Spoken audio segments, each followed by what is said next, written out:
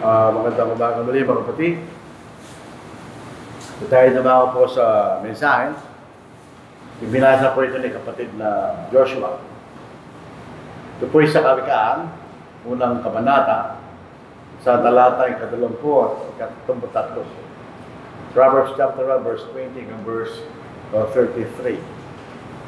Ito pong Kawikaan sa Ecclesiastes. Ito po ay sinulat ni Solomon.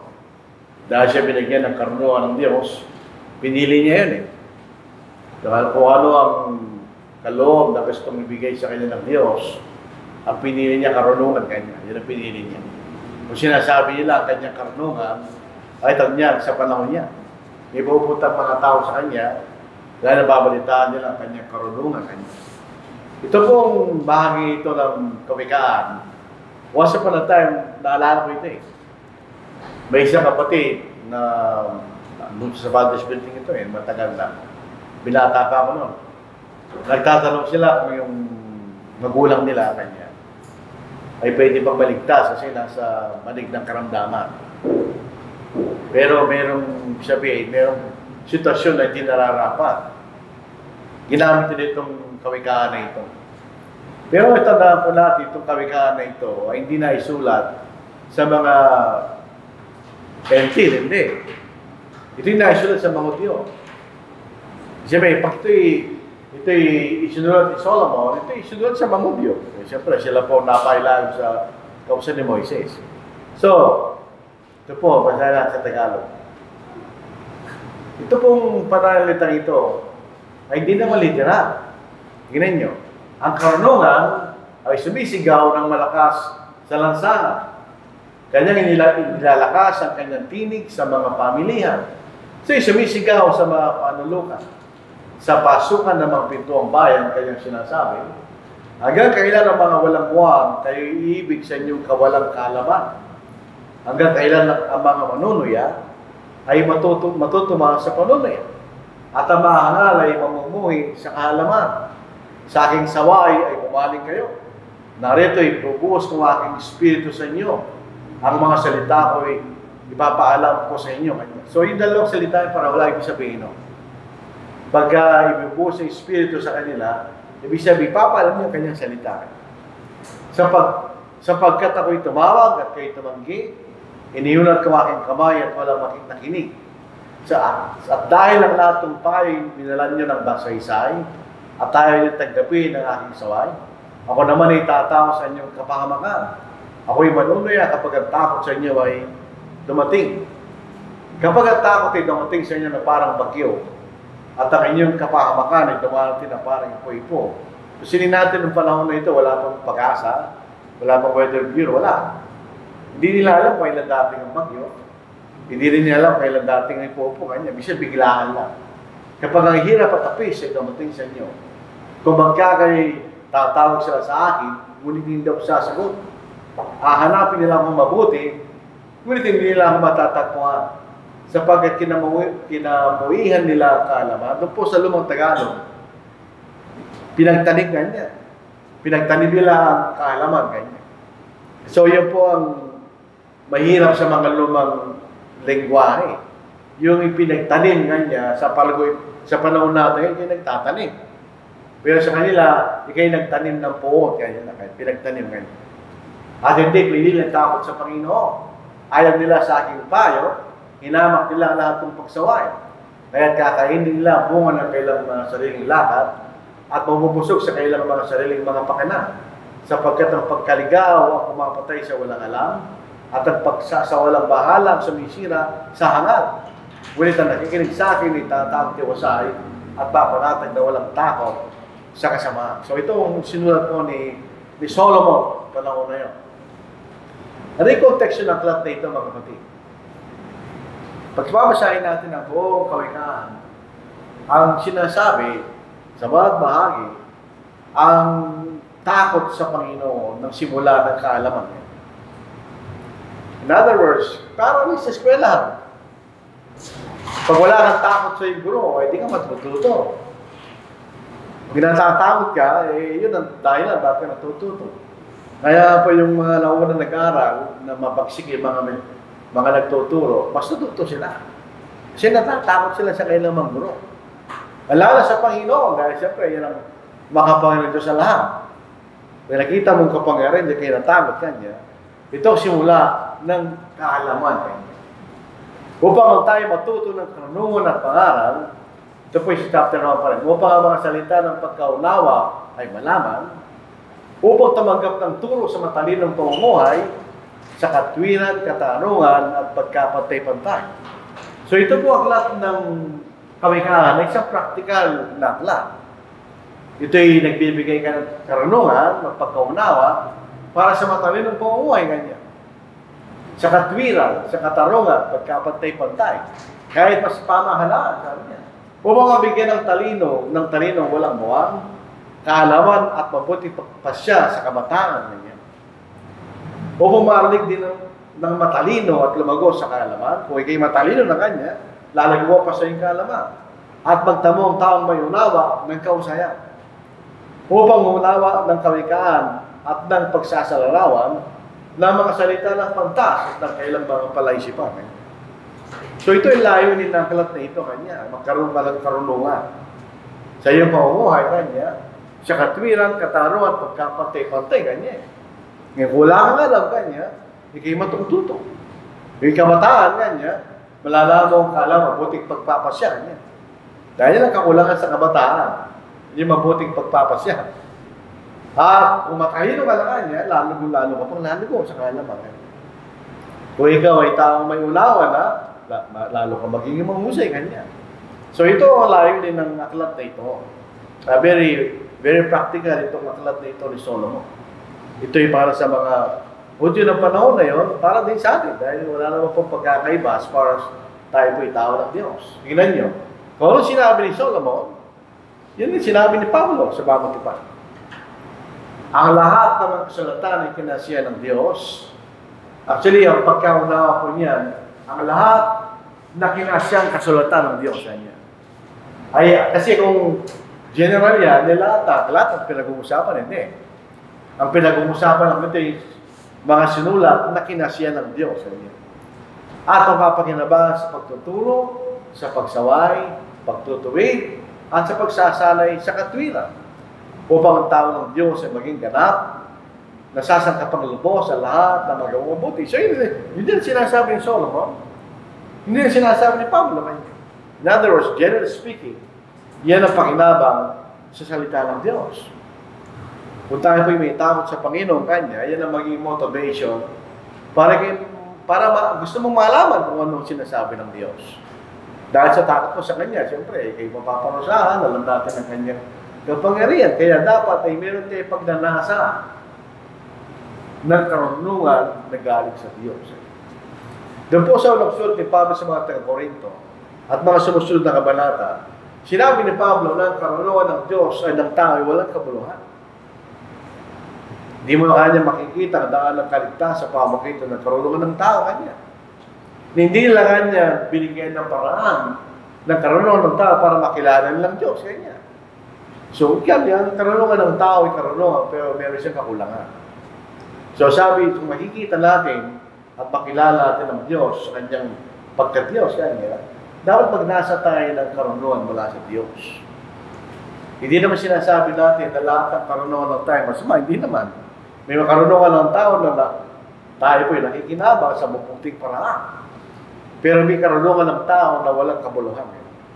So meron tayo dapat, yung mga naunang mga tao, yung sinulatan ni Solomon, hindi sila mga Kristiyano. Sila yung mga Hudyo.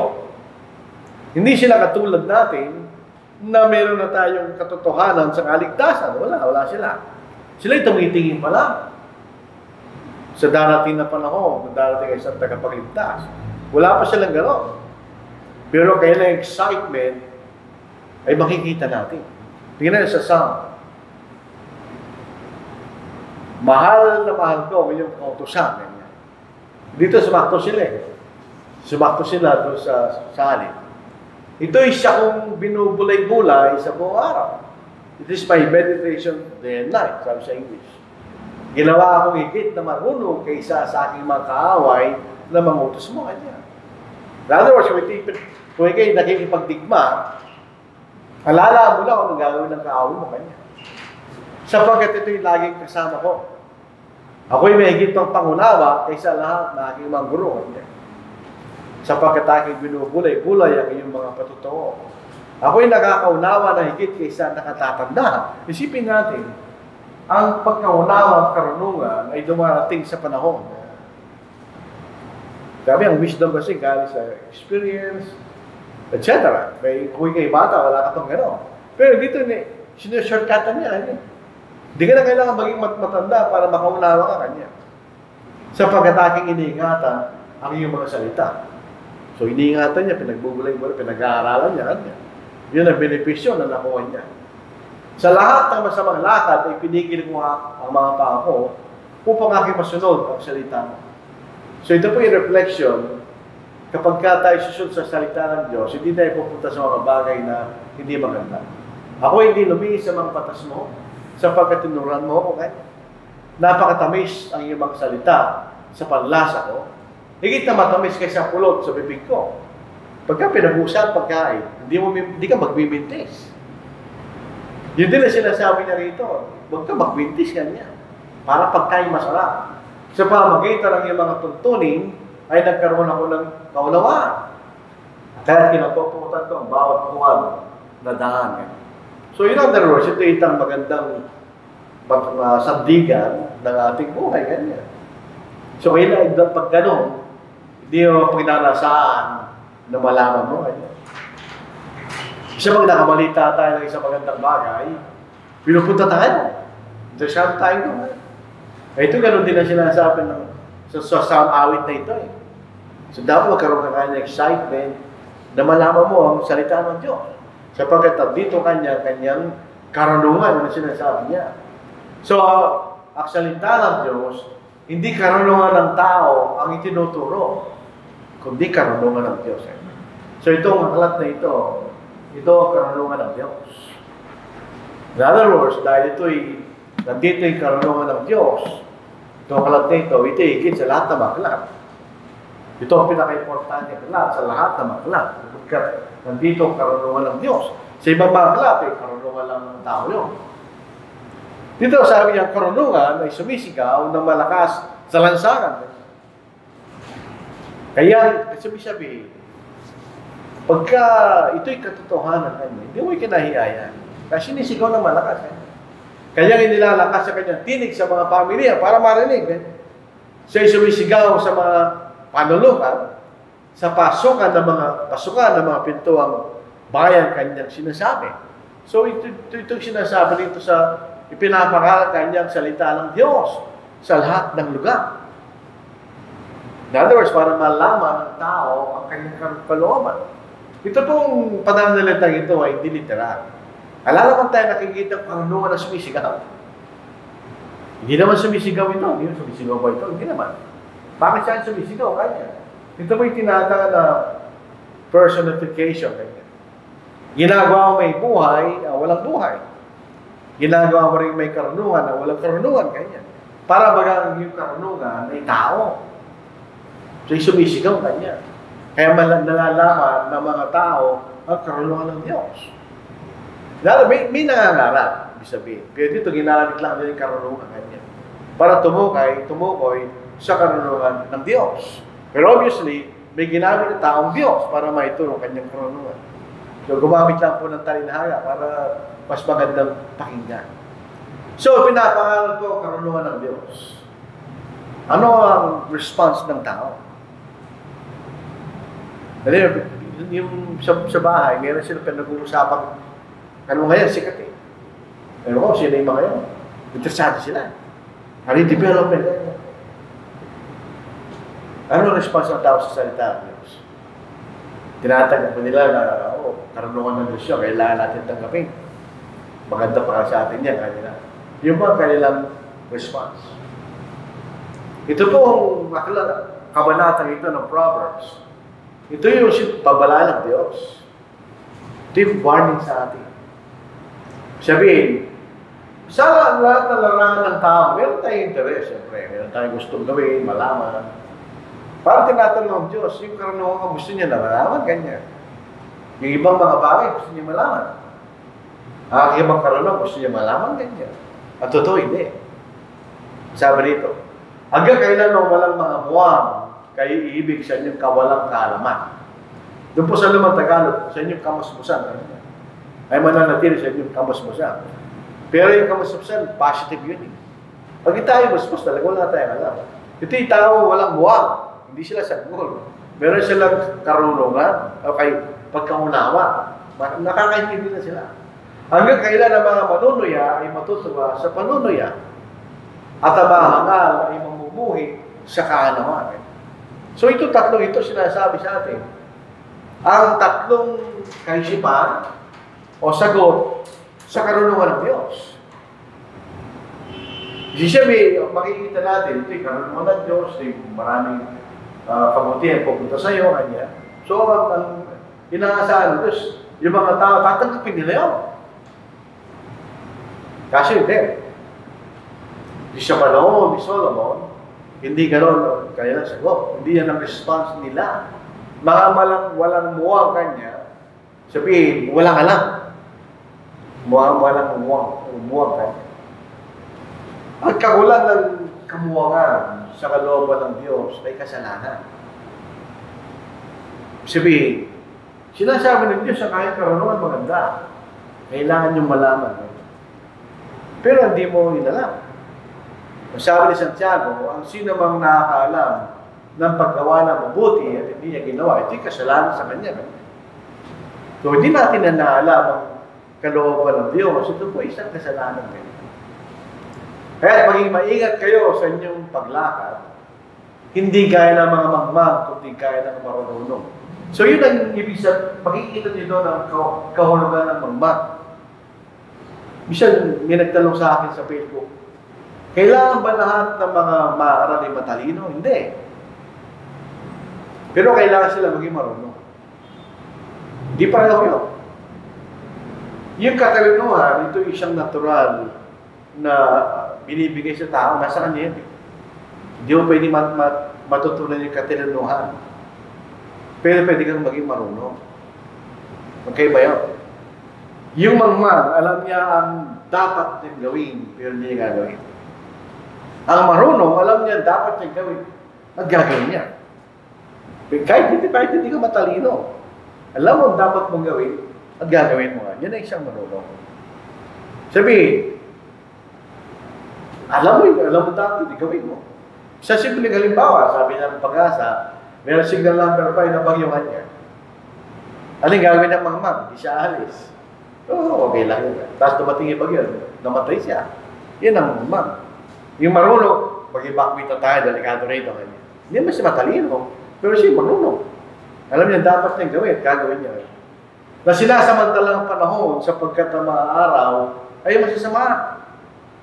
Kaya huwag kayo maging mga hangal, katulad din ng mangmang. Kung di mo nawaan ninyo kung ano kalooban ng Panginoon. So, ito sa atin yun. Pag hindi mo ginawa yun, anong tawag sa iyo ng Diyos? Mangmang, hangal. So, paano ka marunong? Pag inanawa mo ang kalooban ng Diyos. So, in other words, pag hindi natin ginawa yan, ay kakasa tayo. Ironically, marami naman tayo sinusubaybayan. Interesado tayo sa mga bagay. Lalo YouTube, TikTok, ang tawag sinasubaybayan ng tao ngayon. Dapat kasama ang salita ng Diyos, no? Actually, dapat sa maraming percentage ng interest mo doon kasi isang bagay. So yung mga YouTube, wala nang pakinabang yun eh. Entertainment lang sa'yo, walang latest. Ito, pakinabang ito eh. Hindi lang sa buhay na ito, hindi sa susunod na buhay. Kaya sabi niya, hindi unawaan ninyo kung anong kalooban ng Panginoon. So pag tayo po'y walang muwang, at manatili tayong walang muwang, kasalanan niya. Nagsisimula tayo sa walang muwang. Siyempre doon tayo magsisimula, wala kang alam. Pero eventually, tututo ka. Nagiging marunong. So pagiging Kristiyano, di kailangan maging matalino, pero kailangan maging marunong. Yun ay magkaiba yan, di pareho. Maraming matatalino, di marunong. Nag-aaral sila ng tuto, hindi sila marunong. May mga tao diyan nag-aral, pero marunong sila. Hindi pareho yung dalawa na yun. So makita natin, yun ang isang maling kaisipan. Wala kang muwag, natili ka doon. Samantala sinasabi ng Diyos, kailangan nyo kanyang malaman ang aking karunungan. Kanya. Ito is your advantage, hindi mo niya alam. So ikay nagkakasal sa Diyos. Kumisan, hindi ka lang walang huwag. Ikay nanunuya. Tinutuya mo ang karunungan ng Diyos. Pinagtatawanan mo ang karunungan ng Diyos. Mas mabaksik yan.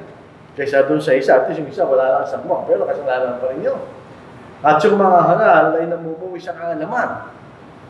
So yung mga hangal, instead na mahalin mo yung karunungan ng Diyos, namumuhi ka. Ayaw mo.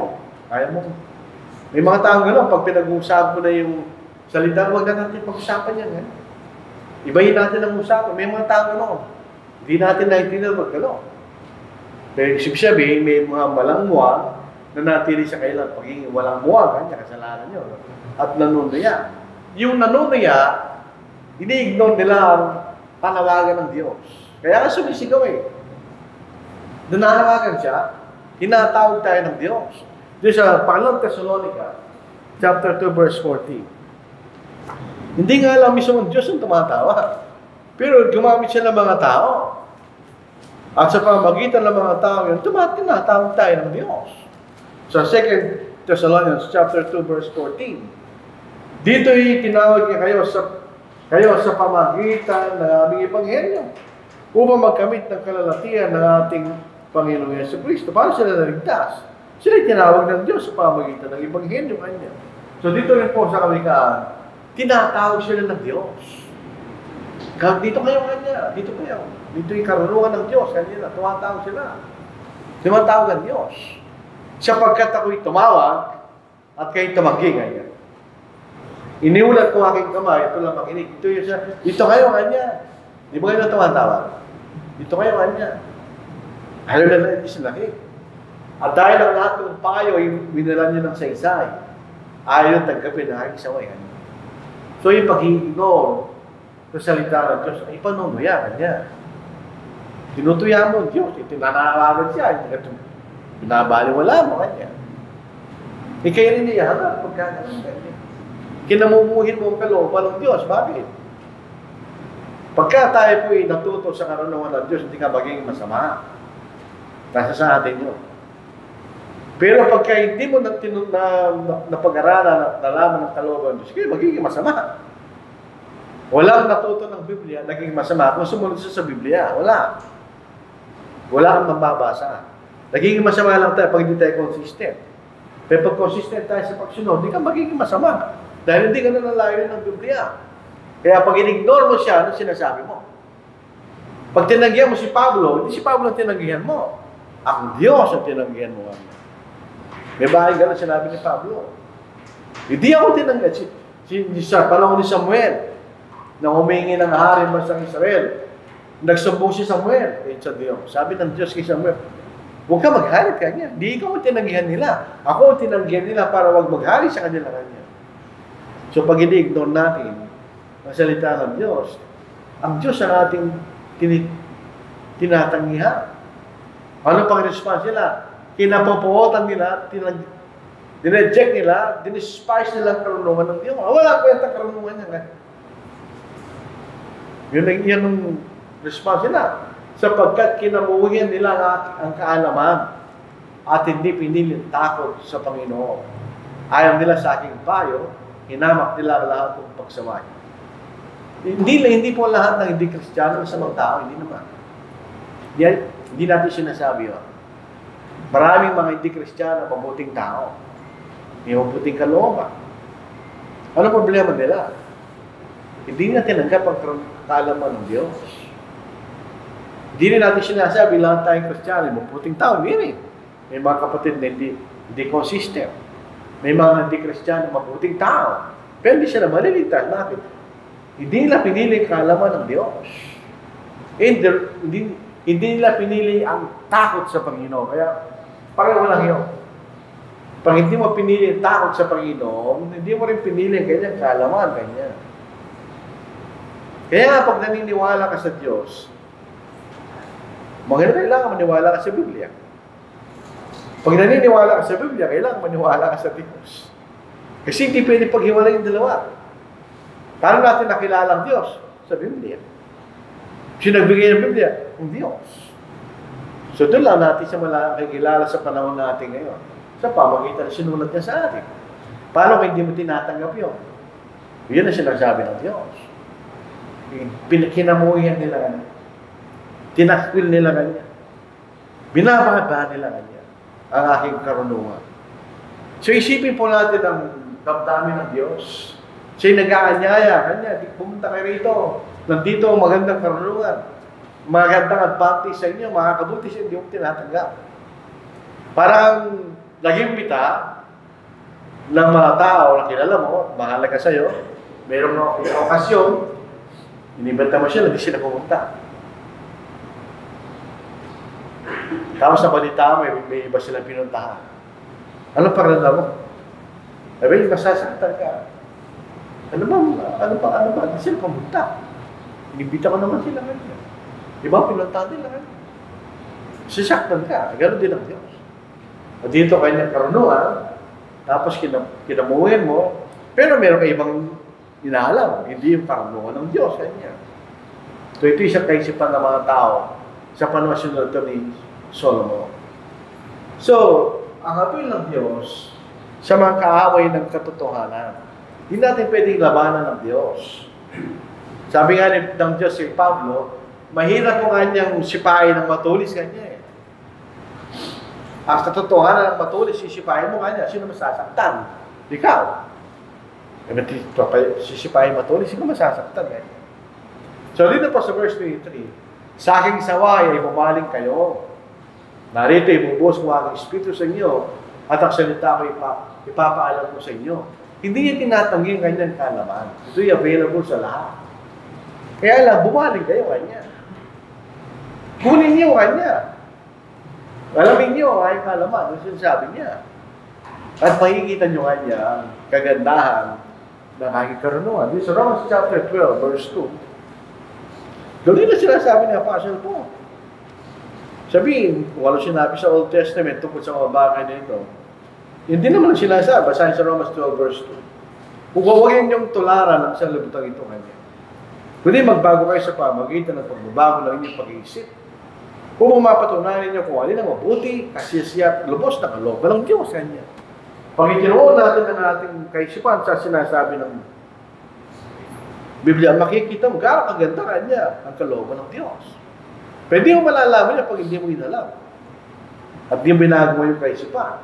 Katulad ng pinag-uusapan natin mga tao dito na kinapuotan nila yung kalaman ng Diyos. Walang mangyayari sa kanila. Siya, bumaling kayo kanya. Bumanta kayo rito kanya. Ang mission ng bumaling, yun ang pumunta ka daw, bumaling ka daw kanya. Yan ang tingnan mo kanya. Yun ang bigyan niya ng pansin. Bigyan niya ng interes kanya. Bakit lahat ng pagkakataon ibinibigay sa atin ng Diyos? Siya po ay matyaga sa atin. Kasi siya isang magulang. Parang yung usong-usong yung mga aso ngayon. Mga aso. Mga alaga. Once upon a time, hindi. Pero maging sa modernong panahon, halos lahat ng sambayan, may mga aso, may pusa. Dahil aso lang yan, may pasensya ka sa kanya. Hindi naman siya tao eh. Mas matarunong ka sa kanya. Pinagpapasensya mo siya. Bisa tinuturuan mo siya, patience, natututo siya. Pero mahabang panahon, dahil aso siya, hindi siya tao. Kung tao yan, madali maintindihan, aso siya eh. Pag nakita mo natuto siya, ano pakiramdam mo? Natutuwa ka. Siya mushtag, tatayo siya, tuwa ka. Bakit? Nakinig siya sa'yo. Pero binigyan mo siya ng pagkakataon na siya matuto. Ganun ang Diyos. Kasi mas mataas siya kaysa sa atin. Baka meron tayong karunungan higit sa lahat ng nilalang ng Diyos. Hindi po na natin kapatayan because mamatas pa rin siya sa atin. So pinagtsatsagaan tayo ng Diyos.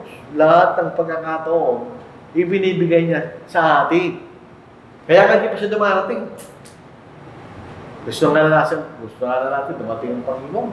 Pamatapos na natin mga struggle sa mundong ito. Pwede siya dumarating. Hindi siya ayaw niya dumating. Dito sa pangalawang Pedro, ikatlong kabalata, Ikasyam na talata. Hindi mabagal ang Panginoon tungkol sa kanyang pangako. Ano yung pangako niya? Pagdating niya. Nagaya ng kabagalang tinuturo ng iba, kundi matigasan niyo na hindi niya ibig ng sino man yung mapahamak, kundi nga lahat idamuting sa pagsisisi niya. So, binibigyan tayo ng pagkakataon ng Diyos. Kasi pag dumating ng Panginoon, ay yung mga hindi sumunod, wala talaga silang pag-asa. Talaga mapaparusa na sila. Binibigyan tayo ng pagkakataon. Kaya nga sumisigaw siya eh. Sa lahat ng tao, kanya eh. Binibigyan niya ng pagkakataon mga tao na malaman nila ang kanyang katotohanan. Kaya nga, susunod na nakita natin, hindi reciprocal ang kailang response ng Diyos. Ngayon, kung tinanggihan mo ang Diyos ang kanyang katotohanan, ano sagot ng Diyos? Sabi ba, hindi naman siya patay man sila ng Diyos, hindi ha? Ano magiging sagot niya sa atin kapag hindi tayo nag-respond sa tamang paraan sa kanyang panyaya ng kanyang karunungan? Meron siyang response. Kailan tayo natatakot? Kapag meron kang problema. Kailan ka tumatawag sa Diyos? Ganun din. Pag meron kang problema. Yun lang sa kalimutan. Kasi ang Kristyano, palagi tayo nanalangin. Pagka nanalangin ka na hindi naman nagnanasa sa kalaman ng Diyos, ano sagot niya? Sabi po natin, ako naman ay tatawa sa inyong kapahamakan, ganyan. Sabihin, may pagganti ang Diyos. Akala natin, hindi gaganti ang Diyos. Kaya, buo sa Diyos ay matiga. Pero may araw ng kanyang pagiganti, ganyan. Sa Romans chapter 12, di ba, pinag-aralan natin yan. Ako gaganti, sabi ng Panginoon, muli, hukuman ko aking bayan, ganyan. So, siya gaganti. Ngayon, pag tumawag ka kayo sa kanya, pagkataas mong tinanggihan, ininsulto, binaniwalang halaga, kanyang karunungan, ano naman ang sagot niya sa iyo? Kaya ako naman ay tatawa sa inyong kapahamakan. Ako'y manunuya kapag ang takot sa inyo ay dumating. Ganyan.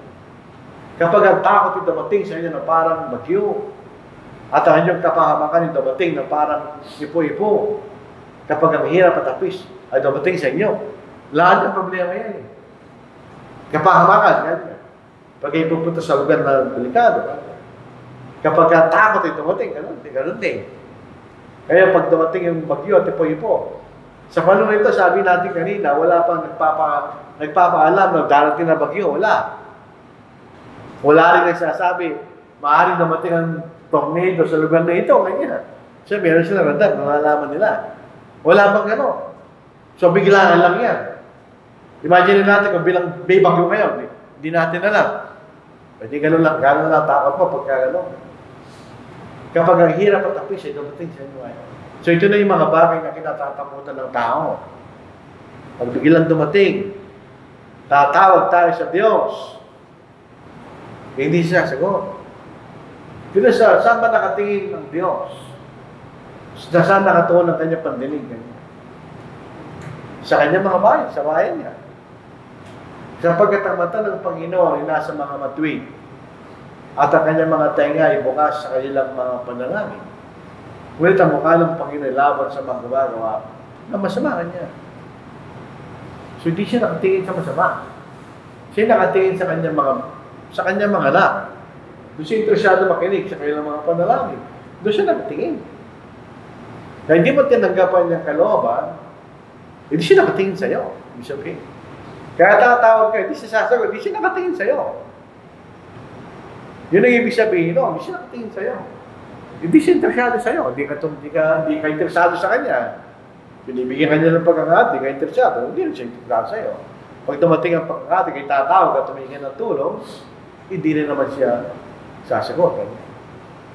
At ano ang darating sa iyo? Yung itinanong mo. Ito sa mga Hindian, ang tawag nila dyan ay karma kanya. Yun po ay Indian word, karma. Sabihin, yan. Kung ano ang itinanim, yun ang kakainin. Kaya kakainin nila ang bunga ng kailang mga sariling lakad at mabupusog sa kailang mga sariling mga panganak. Ito po ang karakter ng Diyos. Pag hindi ka interesado sa Kanya, pababayaan ka lang niya. So, pag mabubusog ka, sa iyong pakana, yun ang gusto mong gawin. So, yun ang magpunta sa iyo.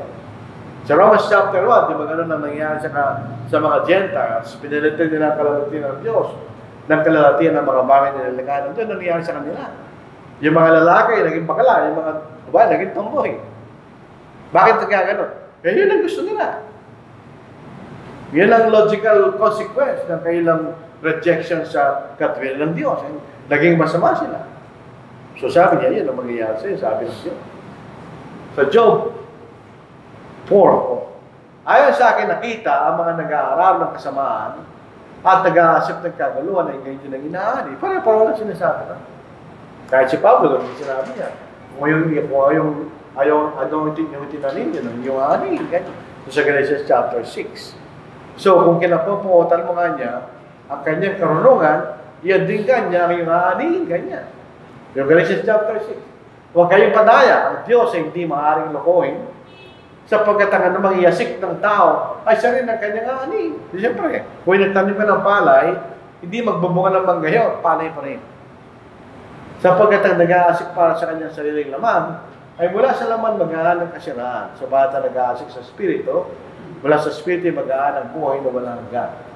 Huwag tayo mag-inawa sa paggawa ng mabuti, sapagkat sa takdang panahon ay mag-aanin tayo kung hindi tayo manlulupaypay. At habang may pagkakataon, gumawa tayo mabuti sa lahat, lalong-lalo sa mga kabilang sa bahayan ng pananampalataya. Yun din sinasabi ni Pablo. Kung ano ang inyong inani, kahit inyong tinanim, kaya yan din ang inyong ahanin. So, bilang tatapos, pasinin ninyo, ang sermon na ito, yung mismo parameters. Yung bahagi ng sermon, yung mismong talata, di ba? At tawag po sa ganitong klaseng sermon ay expository ganyan. Ang outline mo, yung mismong Biblia. Yung ginagawa natin, topical, meron kang topic, i-develop sa mga talata. Pwede rin yun. Kawisa, gagawa tayo ng teksto, yun na magiging basya ng ating sermon, pero meron kang outline. Base ito sa text na yun. Pero ito, mismong Biblia ang outline mo. Sinasabi mo lang kung sinasabi ng nakasulat, yan, pinapaniwagan natin. So sa kabilang banda, yung hindi nagbigay ng panahon at atensyon sa kalooban ng Diyos, yung ganito sila. Sapagkat ang pagkaligaw, pumapatay sa walang alam. Siyempre, kung tayo naglalakbay, katulad kahapon, pumunta kami doon sa kasal. Kung walang waste, maliligaw ka. Kasi hindi mo alam. Kaya meron kang waste, hindi ka naligaw. Pero kung hindi mo alam, maliligaw ka. Doon siya pinunta na, may napakalimlim ng lugar. At ang pagsasawalang bahala ang sumisira sa hanggang. Binabaliwalaga natin ang kalaman ng Diyos. Paano kayo nakikinig? At ikaw ay nagbibigay atensyon kanya sa kanyang salita. Pasin yung dalawa, opposite sila, di ba? Ngunit ang nakikinig, hindi lang nakikinig yan. Inuulawan niya kanyang ginagawa niya. Ngunit ang nakikinig sa akin ay tatahang tiwasay. Peaceful, ganyan, tiwasay. At panatag na walang takot sa kasamaan. Pareho lang yun. Kaya nga po sa mga bunga ng Espiritu, ganun din. Basahin, pumunta po tayo sa Galatia chapter 5. Ganun din. Andun yung dalawa yun. Ikaw ay tiwasay, ikaw ay payapa, ganyan. Kasi ikaw ay pinapatubayan ng Diyos sa pamamagitan ng kanyang salita. Ito po, sa ang bunga ng Espiritu. Sa Galatia chapter 5, verse 22. Subalit ang bunga ng Espiritu, hindi ito yung miraculous. Ang bunga ng pagsunod sa salita na ipinag ng Espiritu. Subalit ang bunga ng Espiritu ay pag-ibig o pagmamahal, kagalakan, kapayapaan, ganyan. Kapayapaan na sinasabi rito. Pagtsatsaga, pinagandang loob, kabutihan, katapatan, kaamuan, pagpipigil sa sarili. Laban sa mga iti, walang kapayapaan. Ganyan. Yun ang nasa atin na wala sa sanglibutan. Tatahan sa atin ang kapayapaan at kapanatagan na nakikinig tayo sa kalooban ng Diyos. Sabihin, Oh, katulad din sa libutan, dadaan din tayo sa dinadaan nila, nagkakaroon tayo ng pagkakapigatian kayo, at pareho rin sa kanila, at pareho sa atin, walang pagkakaibahan. Pero sa kanila, sila'y namamatay. Walang kaalam eh, nasisira. Pero dito kanya, merong kapanatagaan. Dahil natin, tayo po ay pinapatumayan ng Diyos sa pamagitan ng kanyang salita. So ito po ang ating mensahe po sa mga prophet. Misas maganda yung ganitong sermon. Dahil tinuturo natin mismo yung aklat sa bahagi po ng prophet. So maraming salamat po sa inyong pakikinig. Mamaya pa magkaroon tayo ng meeting. Malapit na po yung December 17, 18. Tingnan natin kung ano ang gagawin po natin doon sa schedule na meeting na yun ni Brother Ron Habo. So, ibigay muli natin kay Brother Matthew ang mula po sa pagpapaawit at pagpatuloy po tayo sa ating paglilingkod sa Diyos.